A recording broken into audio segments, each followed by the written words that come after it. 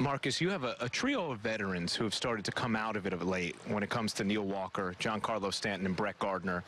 I'm wondering, first of all, as a hitting coach, how do you balance making adjustments when veterans are struggling a little bit versus not necessarily over-adjusting because these guys have track records? Yeah, you don't want to tinker too much with them. You look at the quality of the at-bats, and you go off of that. 'Cause sometimes, you look up on the board and see the batting average is really low, but they're really impacting the baseball. We check their exit velos and the quality of the at-bats, and you try to keep them positive with that because eventually they're going to come out of it. What have you seen specifically from Neil Walker of late? Because it seems like he in particular has come up with a lot of big hits and clutch moments. I mean, he's been a professional hitter for a while, man, and just knowing his track record, just stay the course. Don't get derailed by the batting average. And like I said earlier, he's great walks, great at bats, making guys work, and sometimes bad luck. He hit the ball hard and nothing to show for it, but he's been doing a great job, and hopefully he can continue. You've obviously been around Brett Gardner for some time now. When he's going through what he was in the beginning of the season and now seems to have come out of it, what kind of conversations did you have to have with him? Just keep grinding. He always make pitchers work. He's going to make them sweat about 7 to 8 pitches out at every at bat, and just stay the course, stay aggressive, and stay ready to hit. And he battled and battled and battled, and he's come out of it, and hopefully he can continue.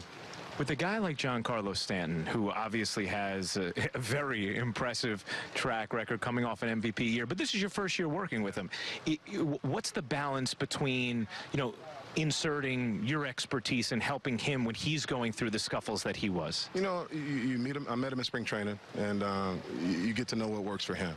The guy works tremendously hard, and just try to be an extra set of eyes and keep him positive, and just watch his work and monitor some of the little keys that he gave me, and keep pushing forward. And he's just got to continue to play because I don't want to make excuses, but the weather and new team, new teammates, but eventually he's a heck of a player, and he's going to come out of it. And he's giving us great at-bats, and he's in a good place right now.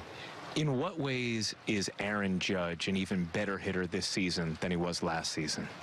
Aaron, he always wants to get better. Even though last year he won the Rookie of the Year, and coming into spring training, he's like, I want to do better things. And the work he put in before he comes out on the field is what makes him so good, and the focus, and just for him trying to remember how guys tried to pitch him last year, and he made the adjustment, and he's doing a great job. It almost feels like he at Yankee Stadium would be like Steph Curry on a court with only corner threes. What is it like as a hitting coach knowing you have this weapon in this stadium in Judge? When he's on deck, right before he goes to the plate, he always looks over and he's just having that confidence about himself, like, hey, let's go. This is my house, and let's get it done. And that's what I really love about him. Marcus, thank you so much for the time, and continued success to you. Thank you.